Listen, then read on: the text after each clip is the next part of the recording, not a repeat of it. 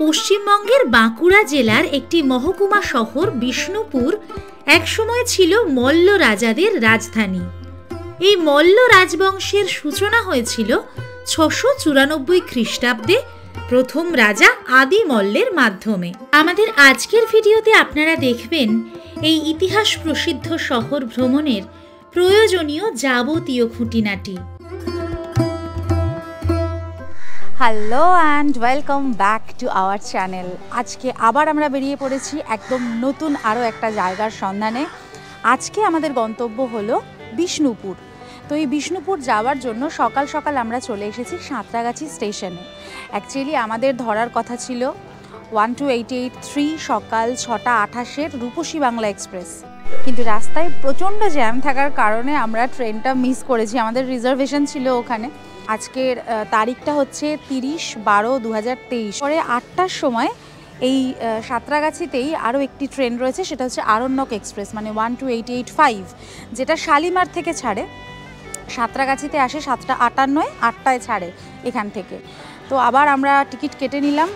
এটা তো রিজার্ভেশন আর হবে না, এমনি জেনারেল টিকিট কাটলাম, 90 টাকা করে টিকিট পড়লো। আর ওটা যেটা ছিল রূপসী বাংলায় রিজার্ভেশন, ওটা 110 টাকা করে ছিল। তো এখন আমরা ওয়েট করছি, মোটামুটি 7:40 বেজেই গেছে। 7:45-এ ট্রেনটা শালিমার থেকে ছাড়ার টাইম, আর আমরা বিষ্ণুপুর গিয়ে পৌঁছবো 11:08-এ। আগে ট্রেনটায় গেলে একটু তাড়াতাড়ি পৌঁছতে পারতাম। যাই হোক, যেটা হয়নি সেটা নিয়ে মন খারাপ করে লাভ নেই, যেটা হয়েছে সেটা ভালোই হয়েছে। ট্রেনের জন্য ওয়েট করছি, ট্রেন আসলে ট্রেনে উঠবো। ভিডিওটা শেষ পর্যন্ত দেখতে থাকুন।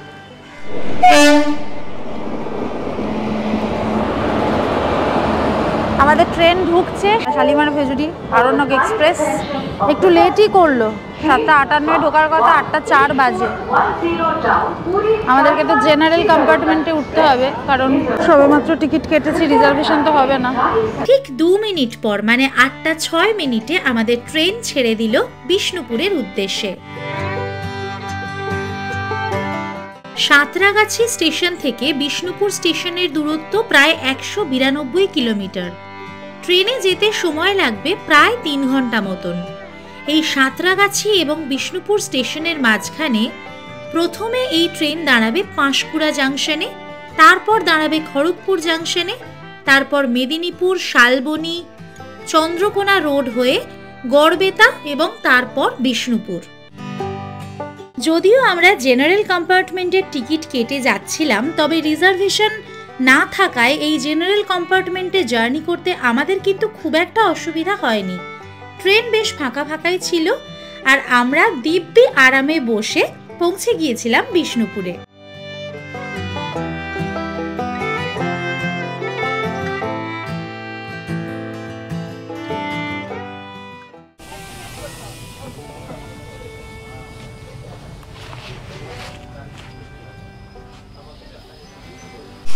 অবশেষে আমরা এখানে এসে পৌঁছেছি 11:35-এ, মানে আমাদের এখানে ট্রেনটা ঢোকানোর কথা ছিল 11:08-এ, সেটা লেট করে এসছে 11:35-এ। 2 নম্বর প্ল্যাটফর্মে দিয়েছে, অনেকটাই আমাদের লেট হয়ে গেল। আগের ট্রেনটাতে আসলে এতক্ষণে পৌঁছে মানে ফ্রেশ হয়ে যেতাম। যাই হোক, 2 নম্বর প্ল্যাটফর্মে ট্রেনটা নামানোর পরে আমরা, এসকালেটার আছে এখানে, কিন্তু দেখছি এসকালেটার চলে না, আমাদেরকে ক্রস করতে হবে প্রবাবলি। ওদিক থেকে গিয়ে আমরা অটো নেব, নিয়ে আমাদের রিসর্ট তো বুক করাই আছে, সেখানে যাব। তো সবটাই আপনাদেরকে দেখাবো। এখন চলুন তাড়াতাড়ি হোটেলে যাওয়া যাক।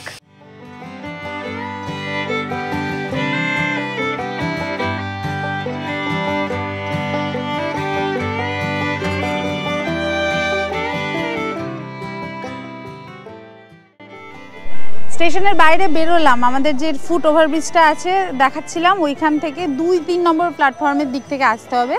এসে লিফটও আছে, সিঁড়িও আছে, করে বেরোলাম। বাইরে বেশ গরম, মানে এখন 25-26 ডিগ্রি বোধ হয়, কিন্তু রোদের তেজ আছে, বেশ গরমই লাগছে। এখান থেকে টোটো নেব। স্টেশন থেকে বেরিয়ে ডান দিকে আসলেই দেখতে পারবেন অটো স্ট্যান্ড। অটো স্ট্যান্ড থেকে এখন আমরা অটো নিয়েছি আমাদের যে রিসর্ট বুক করা আছে সেই রিসর্ট পর্যন্ত ভাড়া চাইলো 150 টাকা। তো আমরা এই অটোটাতে করে এখন চলে যাচ্ছি, কারণ অনেকটাই দেরি হয়ে গেছে, 11:50 বাজে অলরেডি। এখন যাওয়া যাক রিসর্টের দিকে। আজকে আবার গিয়ে আমাদের বেরোনোরও প্ল্যান আছে, দেখি কতটা কি করতে পারি। আর সামনেই জাস্ট রয়েছে টোটো স্ট্যান্ড, মানে অটো স্ট্যান্ড ফেলে আরেকটু এগিয়ে আসলেই টোটো স্ট্যান্ড, তারপরে এই বাজার। বিষ্ণুপুর স্টেশন থেকে আমাদের রিসর্টের দূরত্ব ছিল প্রায় 4.5 কিলোমিটার মতন। অটোতে আমরা প্রায় 15 মিনিটের মধ্যেই পৌঁছে গিয়েছিলাম। বাঁকুড়া জেলার এই মহকুমা শহর বিষ্ণুপুর আদতে বন বিষ্ণুপুর নামে খ্যাত ছিল। আর এই বন বিষ্ণুপুর ছিল প্রাচীন মল্লভূমের রাজধানী। সেই সব ইতিহাসকে চোখের সামনে দেখব ভেবেই খুব এক্সাইটেড লাগছিল। চলে এসেছি আমাদের বিষ্ণুপুরের হোটেল হলিডে রিসর্টে। স্টেশন থেকে 4.5 কিলোমিটার দূরে এই হোটেলটা, মানে বিষ্ণুপুরের যে একদম প্রাণকেন্দ্র যেটা রয়েছে সেইখানে যদি আপনারা হোটেল নিতেন সেক্ষেত্রে হয়তো আপনাদের আসতে অটো ভাড়া একটু কম পড়তো। ওটা একটু কাছাকাছি হয় স্টেশনের, ওখান থেকে আরও প্রায় 1.5 কিলোমিটার দূরে আমরা আছি। এই জায়গাটা একটু বেশি সুন্দর, বেশি পিসফুল, গাছপালা রয়েছে। যেহেতু এই জায়গাটা একটু বেশি ঘিঞ্জি তাই আমরা এই অপশানটা চুজ করেছি। আর সেই জন্যই আমাদের অটো ভাড়া কিন্তু 150 টাকা পড়েছে। মানে এসে আমরা পৌঁছেছি এখন 12:25 বাজে। তাড়াতাড়ি করে রুমে যাব, রুমটা দেখাবো। ফ্রেশ হয়ে বেরোনোর ইচ্ছা আছে খুব তাড়াতাড়ি, যত তাড়াতাড়ি সম্ভব। আর সকাল থেকে আমাদের ব্রেকফাস্ট আমরা করে নিয়েছিলাম, কারণ বাড়ি থেকে আমি ব্রেকফাস্ট রেডি করেই এনেছিলাম, রাস্তায় সেটা করে নিয়েছিলাম। এখানে লাঞ্চের ব্যবস্থা আছে, তো লাঞ্চের অর্ডারটা দিয়ে যাব। তাড়াতাড়ি করে ফ্রেশ হয়ে লাঞ্চ করে বেরিয়ে পড়ব। এটি হলো এই রিসর্টের রিসেপশন এরিয়া। টেরাকোটার কাজে সাজানো সুন্দর এবং ছিমছাম পরিষ্কার পরিচ্ছন্ন এই রিসেপশন এরিয়াতে এসে মনটা কিন্তু বেশ ভালো হয়ে গেল।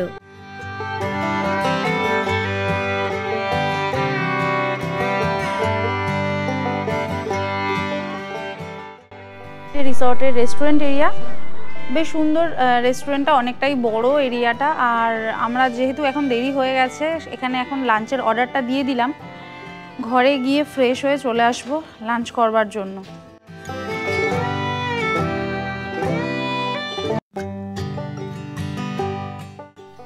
ফার্স্ট ফ্লোরে আমাদের রুম নাম্বার 101। আর দেখুন এইখানে কি সুন্দর ব্যালকনি করে দেওয়া রয়েছে। এখানেও অনেকটা ওপেন ডাইনিং স্পেস রয়েছে, চাইলে কিন্তু আপনারা এখানে বসেও খেতে পারবেন। এখান থেকে সামনের ভিউটাও খুব সুন্দর, পরিবেশটা খুবই সুন্দর। ঠিক যে কারণে আমাদের নেওয়া আর কি এই জায়গায় রুম, খুব ভালো লাগছে। আর আমরা একদম দৌড়োদৌড়ি করবো না, আজকে যতটুকু পারবো কভার করবো, বাদ বাকি আবার আমরা যেহেতু হাতে সময় আছে থাকবো, পরে হবে। চলে এসছি আমাদের রুমে, 101 নম্বর রুম। এটাই হলো আজকে আমার রুমটা যে খুব ভালো, মানে খুব পছন্দও হয়েছে আমার এমনটা নয়। হোটেলটা বাইরে থেকে যত সুন্দর লাগছিল, রুমটা কিন্তু অতটাও ভালো লাগছে না, একটু ছোটই লাগছে, কম স্পেসাস, জিনিসপত্রগুলো অতটা সুন্দর লাগছে না। বাট স্টিল ঠিকই আছে, এখন তো কিছু করারও নেই। এখানে একটা ছোট টেবিল আছে আর তার পাশে রয়েছে ড্রেসিং টেবিল। এসিও রয়েছে রুমে, এসিটাতে নেট লাগানো রয়েছে। আর এখানে একটা টিভি রয়েছে। আর এইখানে রয়েছে ছোট্ট একটা ব্যালকনি, ব্যালকনিতে একটা চেয়ার দেওয়া রয়েছে। খুবই ছোট্ট ব্যালকনিটা, ব্যালকনি থেকে খুব সুন্দর সামনের ভিউটাও দেখা যায়।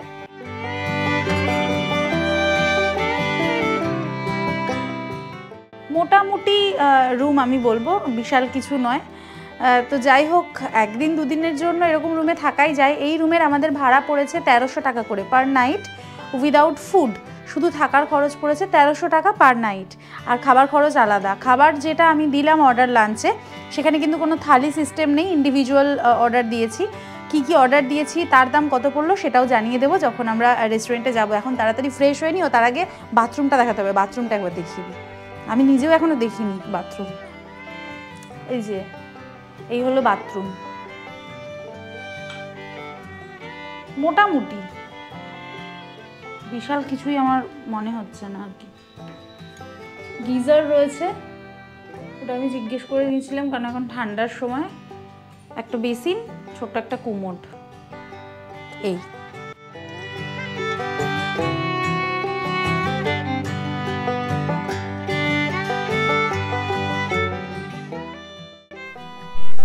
চলে এসেছি রেস্টুরেন্টে খাবার দাবার খাওয়ার জন্য। একদম ফ্রেশ হয়ে রেডি হয়েই বেরিয়ে এসেছি।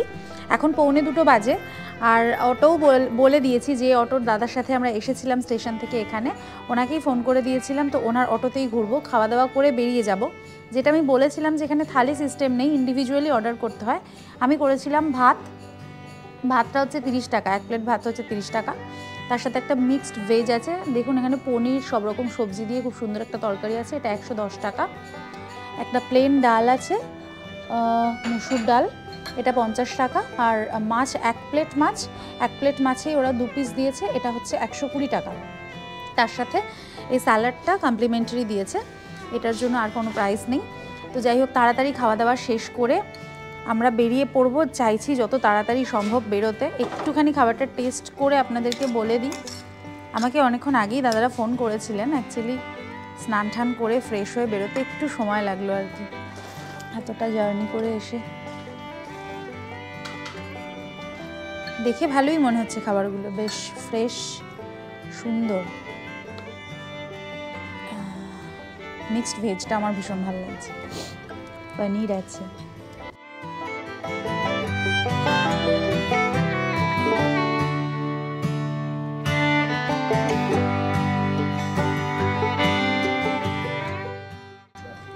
ভালো, তাড়াতাড়ি খাবার শেষ করি, বেরিয়ে যাওয়ার কথা হচ্ছে। খাওয়া দাওয়া শেষ করে এবার আমরা বেরিয়ে পড়েছি সাইট সিইংয়ের জন্য।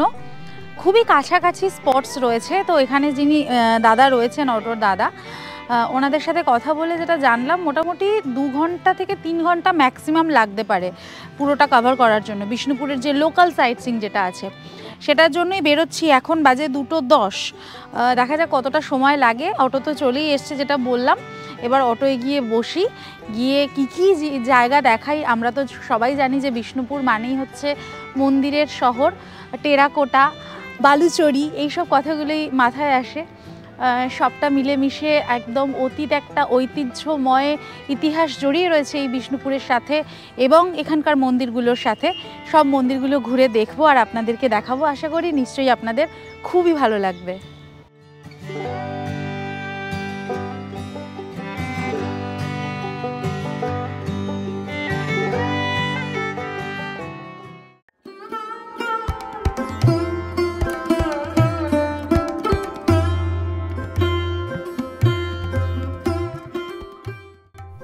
প্রথমেই আমরা চলে এসেছি বিষ্ণুপুরের ঐতিহ্যবাহী সবচেয়ে প্রাচীন মন্দির রাসমঞ্চে। এখানে রয়েছে কিউআর কোড, এখান থেকে স্ক্যান করে আপনারা অনলাইনে টিকিট বুক করতে পারবেন, অথবা এদিকে রয়েছে, এই সাইডে রয়েছে টিকিট কাউন্টার, এখান থেকেও টিকিট কাটতে পারবেন। এখান থেকে টিকিট কাটলে 25 টাকা পার হেড, অনলাইনে কাটলে 5 টাকা ডিসকাউন্ট, 20 টাকা পার হেড। আমি অনলাইনে কেটে ফেলেছি, এই যে চলে এসছে টিকিট আমার ফোনে, এবার ঢুকে যাব ভেতরে। আপনারা মনে রাখবেন, এই একটি টিকিটেই বিষ্ণুপুরের সবকটি মন্দির 24 ঘন্টার মধ্যে আপনারা দর্শন করে নিতে পারবেন। অপূর্ব টেরাকোটার কাজ করা এবং বিষ্ণুপুরের আদি মন্দিরগুলোর মধ্যে অন্যতম একটি মন্দির হলো এই রাসমঞ্চ।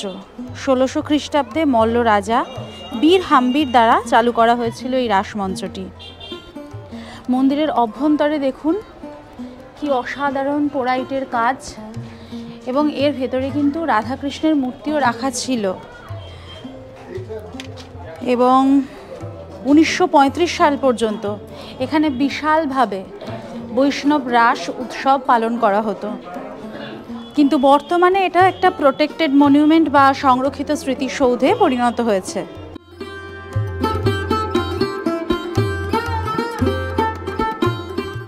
মল্ল রাজাদের নানান কাহিনী বিষ্ণুপুরের সব জায়গাতেই এইভাবে ছড়িয়ে ছিটিয়ে রয়েছে। মহারাজা বীর হাম্বির এই অভিনব শৈলের স্থাপত্য রাসমঞ্চটি আনুমানিক ইংরাজি 1600 খ্রিস্টাব্দে স্থাপন করেন। এই ধরনের পিরামিড আকৃতি সৌধ বাংলার আর কোথাও দেখতে পাওয়া যায় না। এই মন্দির সৌধটিতে নির্দিষ্ট কোনো দেবতাকে প্রতিষ্ঠিত করা হয়েছিল বলে জানা যায়নি, তবে এখানে বিষ্ণুপুরের বিভিন্ন মন্দিরের রাধাকৃষ্ণের মূর্তি আনয়ন করে যে বিশাল রাসোৎসব পালন করা হতো সে বিষয়ে কোনো সন্দেহ নেই। বর্তমান কালেও এই বিশাল আকার সৌধটি মাথা উঁচু করে বিষ্ণুপুরের মল্ল রাজাদের গৌরবান্বিত অধ্যায়ের কথা দুরাগত পর্যটকদের কাছে ঘোষণা করে চলেছে।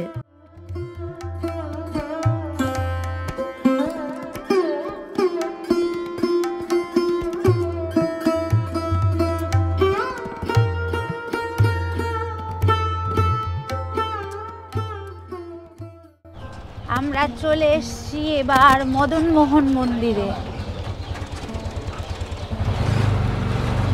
আমরা এতক্ষণ ছিলাম রাসমঞ্চে, রাসমঞ্চ থেকে মাত্র 1.5 কিলোমিটার দূরে। এখন আমরা প্রবেশ করব আরও একটি উল্লেখযোগ্য টেরাকোটা মন্দির, মদনমোহন মন্দিরে। এই যে আমরা প্রবেশ করছি এখন মদনমোহন মন্দিরে। আরও একটি টেরাকোটার বিখ্যাত মন্দির বিষ্ণুপুরের এই মদনমোহন মন্দিরটি। এই মন্দির প্রতিষ্ঠা হয়েছিল 1694 খ্রিস্টাব্দে এবং প্রতিষ্ঠা করেছিলেন মহারাজা দুর্জন সিংহ। মহারাজা দুর্জন সিংহের জীবনের একটা অক্ষয় কীর্তি বলে মনে করা হয় এই মদনমোহন মন্দিরটিকে। মদনমোহন মানে হচ্ছে কৃষ্ণের সেবা এখানে হয় এবং সারা বছর নিত্য পুজো চলে এবং মহা সমারোহে এখানে রাস, দোল এই সমস্ত উৎসবগুলো পালন করা হয়। এইখানে রিনোভেশনের কাজ চলছে এখন পাশের এই মন্দিরটাতে। আর এই যে মন্দির গায়ের দেখুন সূক্ষ্ম কারুকার্য রয়েছে। মূল যে মন্দির সেখানেও রয়েছে, পাশের মন্দিরটিতেও রয়েছে। এই মন্দিরটা এখন রিনোভেশনের কাজ চলছে।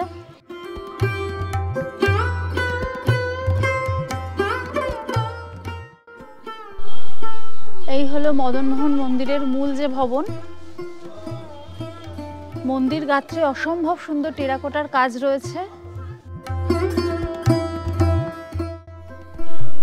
দেখুন এইখানে টেরাকোটার কাজগুলোকে একদম কাছ থেকে দেখানোর চেষ্টা করছি। হাঁস রয়েছে, পাখি রয়েছে, বক রয়েছে, আলপনা রয়েছে। এত বছরের পুরনো, মানে 1694 সালে এই মন্দির তৈরি হয়েছে। এখন এই 2023-24 সালে এসেও কিন্তু অক্ষত অবস্থায় প্রায় রয়ে গেছে।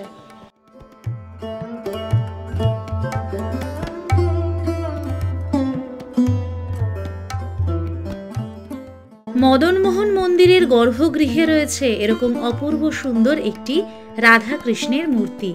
মদনমোহন মন্দির থেকে বেরোলে সামনে রয়েছে প্রচুর কেনাকাটি করার দোকান, হ্যান্ডিক্রাফটসের।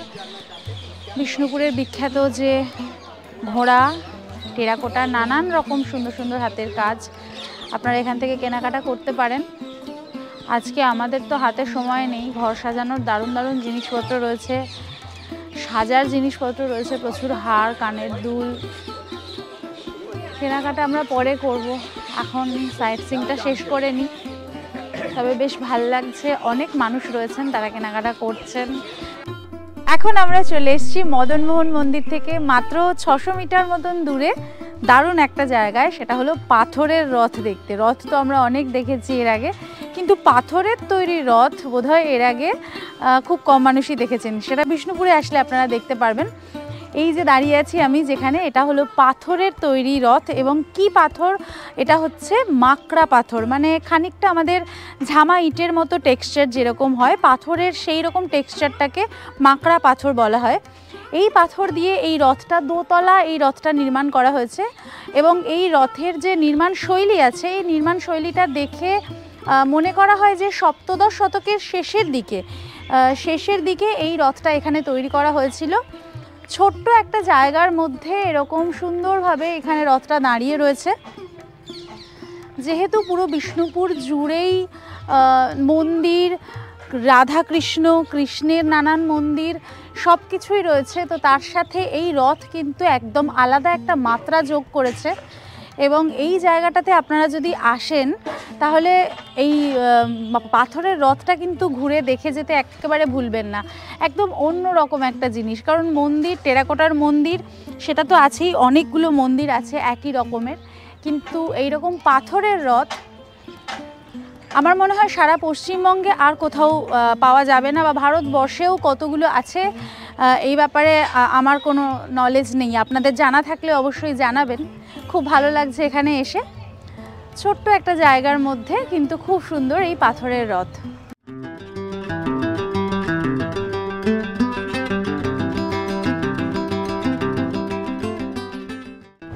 জল এখন দেখতে পাচ্ছেন, এই জল দিয়েই চারপাশটা ঘেরা ছিল।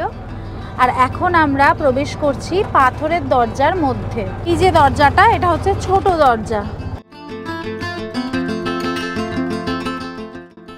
মল্লরাজ বীর সিংহের আমলে তৈরি হয়েছিল পাথরের দরজার সামনে এই ছোট পাথর দরজাটি। অনেকেই একে গড় দরজাও বলেন। গড় দরজা বা ছোট পাথর দরজার পাশে রয়েছে একটি উঁচু ঢিবি, স্থানীয় ভাষায় যেটাকে বলা হয় মূর্ছার পাহাড়। মাঝে রয়েছে পরিখা। কালের প্রবাহে ঢিবি ক্ষয় হয়ে গেছে আর পরিখাও মজে গেছে, তবু বর্ষার সময় জল থই থই করে এই পরিখাতে। শারদীয়া দুর্গাপূজার সন্ধিক্ষণ নিরূপণ হয় এই মূর্ছার পাহাড়ের ওপর গর্জে ওঠা কামানের শব্দে, যে শব্দ শোনার জন্য সমগ্র বিষ্ণুপুর তথা বাঁকুড়া জেলার মানুষ কান পেতে থাকেন নিশ্চুপ হয়ে। আর এখন যে দরজাটি আপনারা দেখতে পাচ্ছেন, এটি হলো পাথরের মেন দরজা। এখন আমরা দেখাচ্ছি মূর্ছার পাহাড়।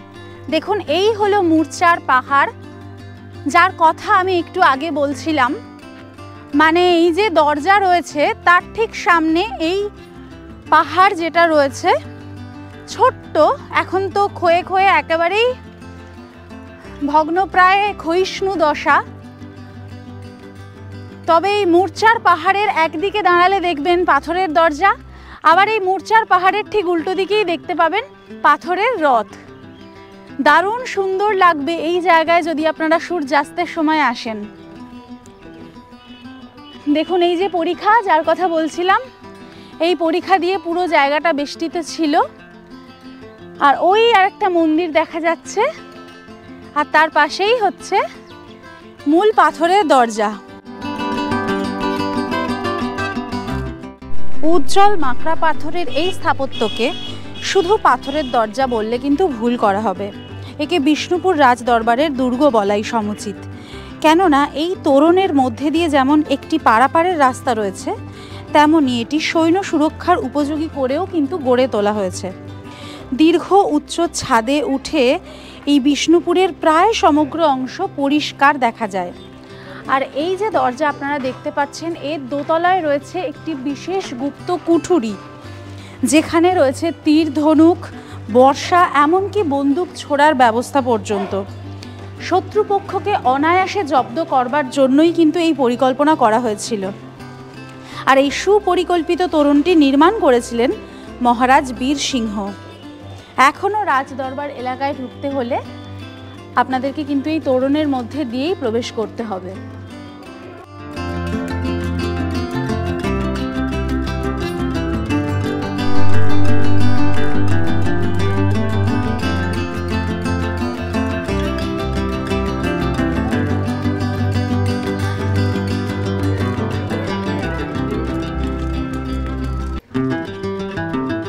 এই হলো পাথরের দরজা। পাথরের দরজা দিয়ে যখন আপনারা এই দিকে বেরিয়ে আসবেন, ঠিক তার ডান দিকে দেখবেন এখানে একটা বোর্ড লাগানো রয়েছে, অর্থাৎ এই দরজা দিয়ে বেরিয়ে আপনারা চলে যেতে পারবেন জোড় বাংলা মন্দির, লালজি মন্দির আর রাধেশ্যাম মন্দিরে।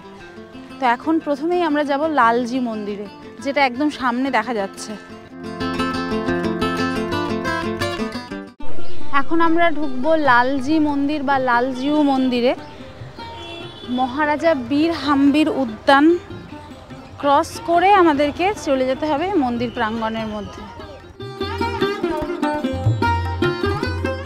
এখানে 5 টাকা করে টিকিট রয়েছে, টিকিট কেটে নিলাম। আচ্ছা আচ্ছা, ঠিক আছে। 1658 খ্রিস্টাব্দে মল্লরাজ বীর সিংহদেব চুন সুরকির প্রলেপযুক্ত মাকড়া পাথরের এই একরত্ন বিশিষ্ট মন্দিরটি প্রতিষ্ঠা করেছিলেন।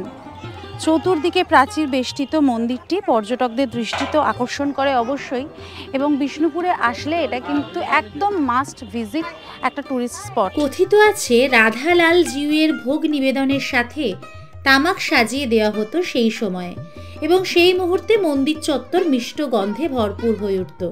তাই এখনও অন্নভোগের সময় এখানে দেবতাকে তামাক দেওয়া হয়।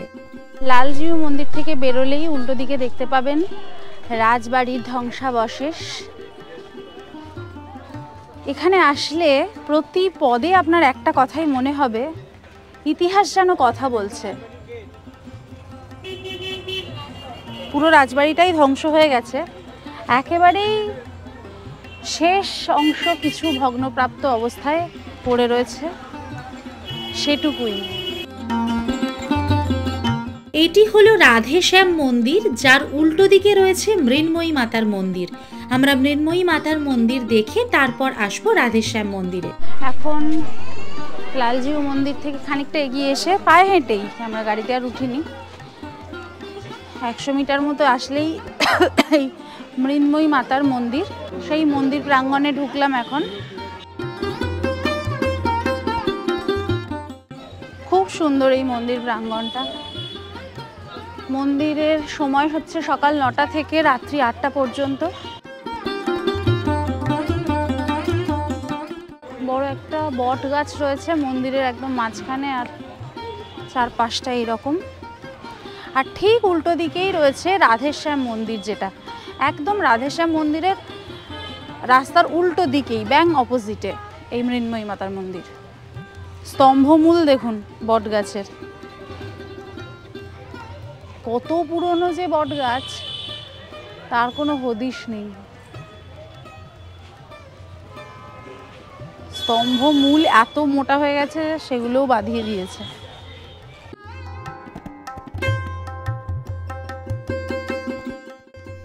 মৃন্ময়ী মাতার মন্দির থেকে বেরিয়ে এলাম, আর দেখতেই পাচ্ছেন আমার পিছনে রয়েছে রাধেশ্যাম মন্দির। এখন রাধেশ্যাম মন্দিরের মধ্যে যাব।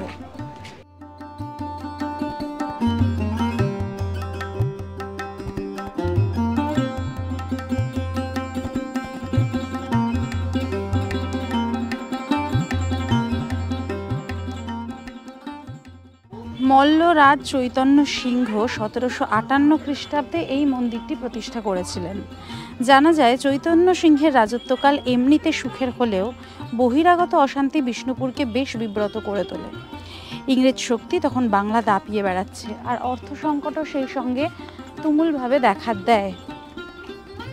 কিন্তু এত সব বাধা বিপত্তিকে উপেক্ষা করেও তিনি পূর্বপুরুষের মন্দিরের মূর্তি প্রতিষ্ঠার কাজের ধারাকে বজায় রেখেছিলেন। এরপর আমরা চলে এলাম 1655 খ্রিস্টাব্দে প্রতিষ্ঠিত জোড় বাংলা মন্দিরে। মল্লরাজ রঘুনাথ সিংহ বিখ্যাত এই টেরাকোটা মন্দিরটি প্রতিষ্ঠা করেন। এই মন্দিরটিতে দুটি চালের উপর রয়েছে একটি শিখর, তাই এর নাম হলো জোড় বাংলা, যার প্রকৃত নাম কৃষ্ণরায় মন্দির। রাধেশ্যাম মন্দিরের ঠিক দক্ষিণ পূর্ব কোণে অবস্থিত এই মন্দিরটি। এখন একটা দারুণ জিনিস দেখাচ্ছি আপনাদের, এটা কিন্তু সচরাচর আপনাদেরকে কেউ দেখাবে না। এই যে জায়গায় আমি দাঁড়িয়ে আছি এখন, যে পুকুরটা আপনারা দেখতে পাচ্ছেন, এটাকে বলে সাততলা বাঁধ। আর ওই যে দূরে সিঁড়িটা দেখতে পাচ্ছেন, এই যে এইখানে দেখুন একটা সিঁড়ি আছে, ওইখান থেকে রানী এসে এই পুকুরে স্নান করতেন। এই পুকুরে আসার কিন্তু আবার গুপ্ত পথও ছিল এরকম মনে করা হয়। আবার এই দিকেও রয়েছে সিঁড়ি, দেখুন এই সাইডেও আবার একটা সিঁড়ি রয়েছে। আর সিঁড়ির ওপারে দেখুন ওই যে বিল্ডিং দেখতে পাচ্ছেন, এইরকম 4খানা রয়েছে, এই একটা আর এই দুটোর পিছনে আরও একটা করে। এইগুলোকে বলা হয় হাওয়া মহল। মানে রানী স্নান সেরে এখানে চুল শুকনো করতেন, এরকমই কথা এখানে প্রচলিত আছে। তো দারুণ সুন্দর একটা ঐতিহাসিক ফিল আসবে এই জায়গায় আসলে। যে জায়গাটা আমরা দেখলাম এতক্ষণ, যুগল কিশোরের মন্দিরের ঠিক পাশ থেকে দাঁড়িয়ে কিন্তু আমরা এই সাততাল বাঁধ বা হাওয়া মহলটা দেখলাম। আর এই হলো যুগল কিশোরের মন্দির, যুগল কিশোরের মন্দির বা যুগল কিশোর কৃষ্ণ বলরামের মন্দির। এই মন্দিরের মধ্যে বর্তমানে আর কোনো বিগ্রহ নেই, তবে মনে করা হয় সম্ভবত 16 শতাব্দীতেই এই মন্দির প্রতিষ্ঠা হয়েছিল। এই জোড়া দুটি মন্দির।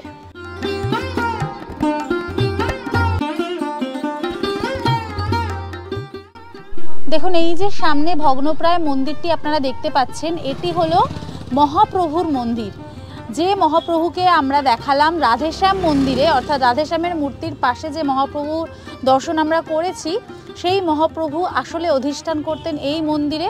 কিন্তু বর্তমানে মন্দিরটি ভেঙে এই রকম অবস্থা, জরাজীর্ণ অবস্থা হয়ে গেছে বলে সেই দেবতা মূর্তিকে স্থানান্তরিত করা হয়েছে বর্তমানে ওই রাধেশ্যাম মন্দিরে।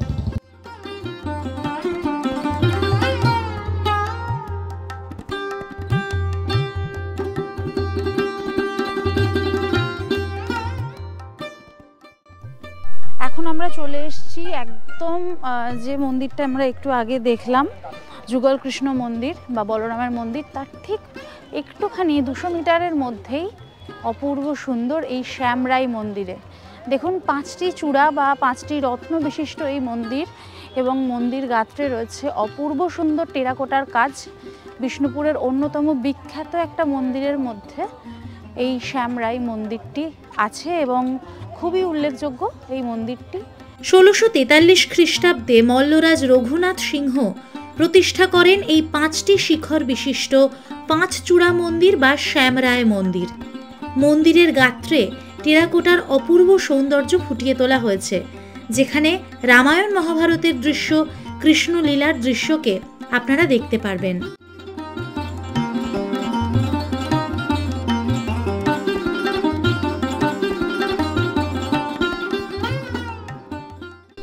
বিষ্ণুপুরের এই স্থাপত্যটি নিয়ে বিভিন্ন জন বিভিন্ন মত পোষণ করেন। কেউ বলেন হত্যাকূপ, কেউ বলেন রাজাদের শস্যাগার, আবার কারো মতে এটি হলো বিশুদ্ধ জলের আধার। ভেতরের গঠন বৈচিত্র্য দেখে শেষোক্ত মতটি অনেকে পোষণ করেন, অর্থাৎ বিশুদ্ধ জলের আধার। এই স্থাপত্যের উপরে ওঠার জন্য বাইরে থেকে কোনো সিঁড়ি না দেখা গেলেও ভেতরে কিন্তু দেওয়াল বেয়ে চতুর্দিকে সিঁড়ি নেমে গেছে নিচ পর্যন্ত। বিষ্ণুপুরে যে 7টি মূল বাঁধ রয়েছে তার মধ্যে অন্যতম একটা বাঁধে আমরা চলে এসেছি। এটাও কিন্তু এখানকার অন্যতম একটা ট্যুরিস্ট স্পট, যার নাম হলো লাল বাঁধ। মনে করা হতো এই বাঁধের জলকে কৃষিকাজের জন্য ব্যবহার করা হতো। আমার পিছনেই দেখা যাচ্ছে সেই লাল বাঁধ, সেইখানে এখন যাব আর তার সাথে দেখে নেব এখানেই অবস্থিত সর্বমঙ্গলা মাতার মন্দির।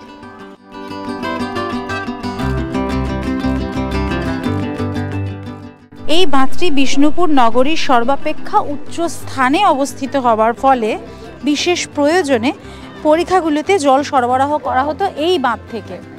আর এই যে বাঁধটির নাম দেওয়া হয়েছে লাল বাঁধ, এর পিছনে 2 রকম কারণ মনে করা হয়। এক তো মনে করা হয় যে রাজ পরিবারের যে কুলদেবতা লালজিউ, তার নাম থেকে এই বাঁধের নাম দেওয়া হয়েছে লাল বাঁধ। আর একটা মত আছে যে এই লাল বাঁধকে ঘিরে মহারাজা দ্বিতীয় রঘুনাথ সিংহদেব, ওনার সময়ে একজন নর্তকী ছিলেন, তার নাম ছিল লালবাই। তো সেই লালবাইয়ের প্রতি মহারাজের প্রচণ্ড আসক্তি ছিল এবং সেই আসক্তি থাকার কারণে মহারাজের স্ত্রী তার পুত্র সহ, অর্থাৎ লালবাইয়ের পুত্র সহ এই বাঁধের জলে তাকে ডুবিয়ে মেরেছিলেন, এরকমও মনে করা হয়। তো এই 2টো মত রয়েছে। তো সত্যি যেটাই হোক না কেন খুবই সুন্দর এই জায়গাটা, বিকেলবেলা আসলে খুবই ভালো লাগবে। দেখতে পাচ্ছি বোটিং করারও ব্যবস্থা রয়েছে, প্রচুর ট্যুরিস্ট রয়েছেন এখানে। লাল বাঁধের যে অংশে আমরা দাঁড়িয়েছিলাম এটা হলো তার ঠিক উল্টো দিকের প্রান্ত। এখানেই হলো এই লাল বাঁধের বোটিং পয়েন্ট, যেখান থেকে আপনারা এই সুন্দর বাঁধটিতে বোট ভাড়া করে ঘুরতে পারবেন। ইঞ্জিন চালিত এই নৌকা বিহারে আপনাদের খরচ পড়বে মাথা পিছু মাত্র 30 টাকা করে। বাঁধের পাশেই রয়েছে যেটা বলছিলাম সর্বমঙ্গলা মাতার মন্দির। এই হলো সর্বমঙ্গলা মন্দির। এই মন্দির এবং এই মন্দিরের মূর্তি দুটোই যথেষ্ট প্রাচীন বলে মনে হয় না, তবে এই মন্দিরের একটা অন্য পরিচিতি আছে। কারণ জনশ্রুতি আছে শ্রীরামকৃষ্ণ দেব যখন বিষ্ণুপুরে এসেছিলেন তখন নাকি মন্দির সংলগ্ন লাল বাঁধে উনি স্নান সেরে এক অপূর্ব সুগন্ধ অনুভব করেছিলেন, যা তিনি আবাটার গন্ধ বলেছিলেন এবং তৎক্ষণাৎ তার ভাব সমাধিও ঘটেছিল। সেই জন্য এই মন্দিরের একটা আলাদা উল্লেখযোগ্যতা আছে বা আলাদা একটা ঐতিহ্য আছে। তো আপনারা যদি আসেন বিষ্ণুপুরে এই জায়গাটা একবার ভিজিট করে যাবেন, খুবই ভালো লাগবে। এই হলো সর্বমঙ্গলা মন্দিরের যে মূর্তি, সেই মূর্তি হলো এই যে লাল বাঁধের একদম পাশে অপূর্ব সুন্দর এই মূর্তিটি অবস্থিত।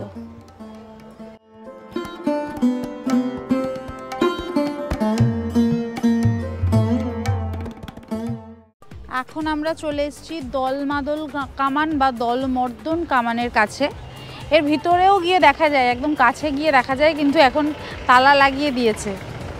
5টা বাজে, তালা বন্ধ করে দিয়েছে। তবে এই কামানটির বিশেষ তাৎপর্য রয়েছে।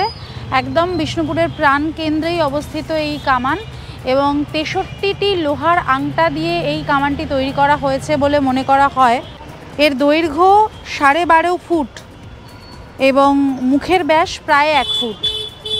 প্রায় 12.5 ফুটের এই কামান এইখানে রাখা রয়েছে এবং এই স্থানেই এই কামানটিকে অর্ধপ্রথিত অবস্থায় উদ্ধার করা হয় বলেই বিশ্বাস করা হয় বা কথিত আছে। এখন আমরা চলে এসেছি ছিন্নমস্তা মায়ের মন্দিরে। ছিন্নমস্তা মায়ের মন্দিরে ঢোকার সময়ই রয়েছে এই রকম দোকান, যেখান থেকে আপনারা পুজো কিনে নিতে পারেন। 50 টাকার একটা ডালা কিনে নিয়েছি। 50 টাকার, 100 টাকার, 200 টাকার সব রকম দামেরই ডালা রয়েছে। আমি একটা 50 টাকার ডালা নিয়েছি, মানে 51 টাকার। আর এই যে মন্দির, এবার মন্দির প্রাঙ্গণে ঢুকবো, একটু পুজো দেবো। যেহেতু আজকে শনিবার, সন্ধ্যেবেলা এসেছি, পুজোটা দিয়ে যাই। বিষ্ণুপুরের অনিন্দ্য সুন্দর, আধুনিক এবং ঐতিহ্যমণ্ডিত এই মন্দিরটি ইংরাজি 1973 খ্রিস্টাব্দের শ্রাবণ মাসে প্রতিষ্ঠা করেন দেবীর আশীর্বাদধন্য মেদিনীপুরের বিখ্যাত ব্যবসায়ী কৃষ্ণচন্দ্র গুঁই মহাশয়। ইদানিংকালে মন্দিরটি গঠিত হলেও এর প্রস্তর নির্মিত মূর্তিটি দীর্ঘদিন বিষ্ণুপুরের হরিৎপবন তুর্কি আশ্রমের ভিতর ছিল। দেবীর স্বপ্নাদেশ পেয়ে বৃদ্ধ কৃষ্ণচন্দ্র গুঁই মহাশয় মাকে আনয়ন করে সুসজ্জিত মন্দিরটি প্রতিষ্ঠা করেন।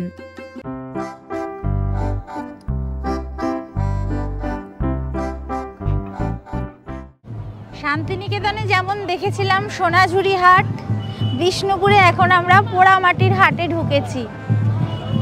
পোড়ামাটির সমস্ত জিনিসপত্র এইখানে পাওয়া যাচ্ছে।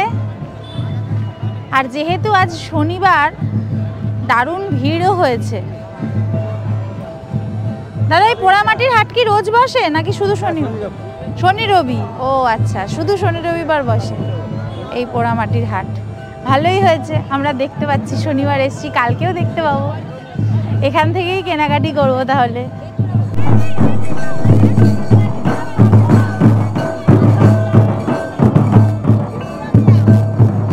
কিছুক্ষণ বাদেই দেখতে পেলাম ধামসা মাদলের তালে আর আদিবাসী নৃত্যে জমে উঠল এই পোড়ামাটির হাট। আর এই আদিবাসী নৃত্যের তালে পা মিলিয়ে পর্যটকরাও উপভোগ করতে লাগলেন এই অসাধারণ অভিজ্ঞতা। এই পোড়ামাটির হাটে এসে এই ধামসা মাদলের তালের এই নাচ দেখে আমাদের বিষ্ণুপুর ট্যুর একেবারে জমে গেল। আপনারাও যদি বিষ্ণুপুরে আসেন, মাথায় রাখবেন শনি অথবা রবিবার দিনই আসার, তাহলে আপনারাও এই অনবদ্য অভিজ্ঞতার সাক্ষী হতে পারবেন। আজ সারাদিন ঘোরার জন্য অটোতে আমাদের খরচ পড়েছিল 900 টাকা মতন। আমরা ডিনার করতে বসে গেছি আমাদের হলিডে রিসর্টে।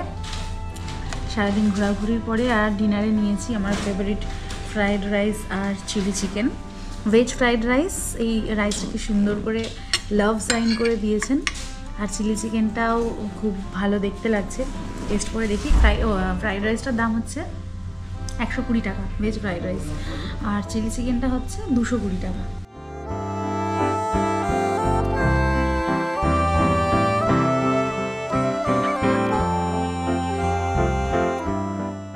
খুব ভালো। তাড়াতাড়ি ডিনার করে তাড়াতাড়ি শুয়ে ঘুমিয়ে পড়বো, কারণ প্রচুর রাত্রে ওঠা হয়েছে, খুব টায়ার্ড। আর কালকে সকাল সকাল আবার বেরোবো। আজকের গল্প মোটামুটি এখানেই শেষ। আবার আপনাদের সাথে দেখা হচ্ছে আগামীকাল। আমাদের আজকের ভিডিওটা যদি ভালো লেগে থাকে তাহলে অবশ্যই একটা লাইক করে দেবেন, কমেন্টের মাধ্যমে আপনাদের মতামত আমাকে জানাবেন, শেয়ার করে নেবেন বন্ধু বান্ধব সকলের সাথে। আর অবশ্যই অবশ্যই অবশ্যই সাবস্ক্রাইব করতে ভুলবেন না সম্পিতানু ব্লগস অন ইউটিউব। প্রতি উইকেন্ডে, প্রতি শনিবার ঠিক বিকেল 4:30 একটা করে নতুন ভিডিও আসে আপনাদের জন্য। তাই আমাদের সাথে থাকুন, আমাদের পাশে থাকুন। দেখা হচ্ছে খুব তাড়াতাড়ি আপনাদের সবার সাথে আবার নতুন একটা ভিডিও নিয়ে। Till then take care and bye by.